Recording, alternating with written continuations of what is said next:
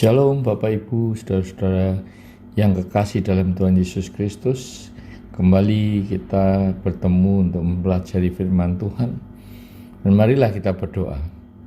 Tuhan Allah Bapa kami yang ada di dalam kerajaan surga yang mulia, terima kasih ya Tuhan atas segala kemurahan-Mu, atas segala penyertaan-Mu, berkat-Mu, pimpinan-Mu pada hari ini ya Tuhan. Dan juga atas kesempatan yang Kau berikan kepada kami untuk mendengarkan firman-Mu Tuhan. Bapa, Kau urapi lidah dan bibir hamba-Mu ya Bapa, supaya apa yang aku ucapkan itu adalah pikiran-Mu ya Tuhan dan isi hati-Mu. Demikian juga Roh Kudus, Kau urapi pendengar firman ini supaya Kau buka selubung mata hatinya dan mereka mengerti akan kebenaran firman-Mu, mendapatkan hikmat dan rema dan menjadi pelaku-pelaku firman-Mu. Tuhan, berbicara Tuhan, kami siap untuk mendengarkan. Terima kasih Tuhan, dalam nama Tuhan Yesus kami berdoa dan mengucap syukur. Amin. Saudara, topik kali ini adalah di persimpangan jalan. Ketika saudara sedang mencari alamat yang belum diketahui dan berada pada persimpangan jalan, pasti saudara akan bingung. Mana yang harus dipilih, jalan yang ke kiri atau ke kanan? Demikian juga ketika saudara dan saya harus memilih di persimpangan jalan kehidupan kita. Namun, firman Allah adalah petunjuk arah bagi jalan kehidupan saudara dan saya, seperti dalam Matius 7 ayat 13 dan 14. Masuklah melalui pintu yang sesak itu, karena lebarlah pintu dan luaslah jalan yang menuju kepada kebinasaan, dan banyak orang yang masuk melaluinya, karena sesaklah pintu dan sempitlah jalan yang menuju kepada kehidupan, dan sedikit orang yang mendapatkannya. Itulah petunjuk firman Tuhan dan juga pilihan free will saudara. Apakah mau memilih pintu yang sempit atau pintu yang lebar, di mana masing-masing pintu itu mempunyai konsekuensi dan akibat yang berlawanan. Tentunya mayoritas orang akan lebih mudah memilih pintu yang lebar ataupun ibaratnya jalan tol, karena lebih mudah dan lancar dibandingkan dengan pintu yang sempit atau jalan umum, jalan publik di mana orang akan berdesak-desakan. Dan ternyata pintu kehidupan yang lebar itu malahan membawa kepada kebinasaan, sedangkan pintu yang sesak malah yang membawa kepada kehidupan. Itulah petunjuk firman Allah untuk pilihan jalan kehidupan saudara dan saya. Hidup dengan keinginan daging, keinginan mata, dan keangkuhan hidup yang berasal dari dunia ini tentunya lebih nikmat daripada hidup dalam kebenaran dan kekudusan. Mengapa? Karena dalam hidup keduniawian kita bebas dan boleh melakukan apa saja yang menyenangkan daging dan mata, seperti berzina, menipu, pesta pora, menikmati pornografi, dan lain-lain. Sebaliknya, untuk dapat hidup dalam kebenaran dan kekudusan, banyak pantangan-pantangan dan larangan-larangan yang harus diikuti dan dipatuhi. Tidak boleh berbuat ini dan itu, melakukan perbuatan-perbuatan yang melanggar perintah Tuhan, harus taat dan setia, patuh dan menjadi pelaku firman. Saudara-saudara, mencari uang dengan cara menipu akan lebih mudah daripada mencari uang dengan cara yang jujur. Misalnya, menipu bank dengan pura-pura bangkrut setelah memperoleh pinjaman yang jumlahnya miliaran, dibandingkan dengan mengumpulkan uang sedikit demi sedikit dari pedagang yang jujur dan legal. Demikian juga hidup setia kepada pasangannya akan lebih sulit manakala godaan-godaan nafsu birahi datang dari lawan jenis yang lebih menarik dibandingkan pasangannya yang sudah peot, tua, renta. Sering orang berkata, enggak apa-apalah, sekali jajan aja asal pincuknya dibuang daripada selingkuh atau mempunyai istri kedua atau gundik. Padahal semuanya itu sama saja, yaitu melakukan dosa kedagingan. Tidak ada dosa besar dan dosa kecil.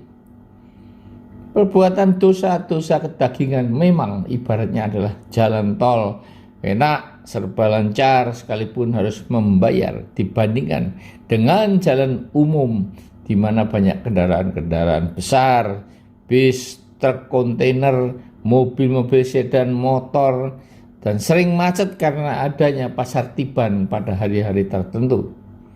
Dan sekalipun jalan publik ini adalah jalan yang gratis, membayar atau gratis, itulah konsekuensi dan akibat dari jalan kehidupan yang kita pilih. Pilihan kehidupan ini tentunya sesuai dengan keyakinan kita masing-masing, yaitu apakah mempercayai adanya kehidupan kekal kedua setelah kematian dalam kehidupan di dunia ini, atau setelah mati sudah tidak ada kehidupan yang lain lagi. Bagi yang tidak mempercayai kehidupan kekal adalah mereka yang memilih jalan tol, enak dan lancar, menikmati kehidupan duniawi, tetapi harus membayar harga, yaitu dilempar ke lautan api neraka kekal. Sedangkan yang percaya akan kehidupan kekal, rasanya hidupnya serba sulit, serba susah, serba dibatasi, tidak boleh melakukan hal-hal yang membawa kenikmatan dan kesenangan di dunia ini, tetapi konsekuensinya akan memperoleh mahkota kehidupan di surga. Harus melalui pintu yang sesak dan jalan yang sempit yang menuju kepada kehidupan, sehingga dikatakan sedikit orang yang mendapatkannya. Melalui pintu yang sesak dan berdesak-desakan tentunya tidak dapat membawa koper dan barang-barang duniawi yang harus kita letakkan dan tinggalkan. Apalagi dalam pertandingan, beban-beban itu akan merintangi para peserta untuk dapat bertanding secara maksimal. Beban-beban dalam kehidupan itu adalah perbuatan-perbuatan dosa. Dalam 2 Timotius 4 ayat 7 dikatakan, "Aku telah mengakhiri pertandingan yang baik, aku telah mencapai garis akhir dan aku telah memelihara iman." Demikian juga dalam 2 Timotius 2 ayat 5 dikatakan, agar dapat memperoleh mahkota sebagai juara, maka olahragawan harus bertanding menurut peraturan olahraga yang ada. Jadi tidak hanya menang, tapi juga harus mengikuti peraturan-peraturan yang ada. Di Ibrani 12 ayat 1 dikatakan bahwa setiap orang diwajibkan untuk mengikuti pertandingan yang akan diakhiri dengan pengadilan tahta putih, dengan Yesus Kristus sebagai hakim tunggalnya.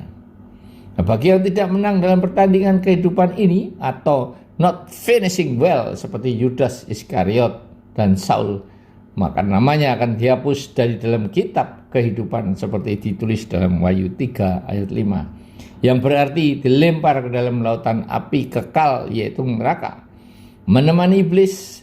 Sedangkan yang menang akan diberi pakaian putih yang melambangkan kebenaran dan namanya akan diakui Kristus di depan para malaikat dan Bapa di surga. Ada sebuah ilustrasi, seorang tentara yang baru saja menikah dikirim ke medan perang. Ternyata tentara tersebut ditawan musuh dan dipenjara. Dengan setia dia menulis surat kepada istrinya dan begitu senang ketika membaca surat balasan istrinya. Suatu hari setelah 3 tahun ditawan, tentara itu dibebaskan. Sehingga dengan sukacita dan kerinduannya kepada istrinya, dia bergegas pulang dan membawa sekuntum bunga untuk dipersembahkan kepada istrinya. Dan dengan penuh antusias dan sukacita yang luar biasa, karena kerinduannya kepada istrinya yang telah berpisah selama 3 tahun itu, dia mengetuk pintu rumahnya. Dan dia mendengar derap langkah istrinya yang dia kenali. Namun ketika pintu dibuka, dipanggilnya nama istrinya Susan, I love you. Dan dia mau maju untuk memeluk istrinya, untuk menyatakan kerinduannya. Tetapi apa yang terjadi? Si Susan membanting dan menutup pintu.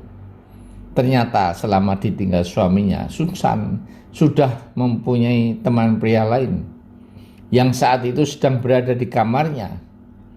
Pria itu menggambarkan iblis yang telah menggantikan suaminya, yaitu gambaran dari Tuhan Yesus.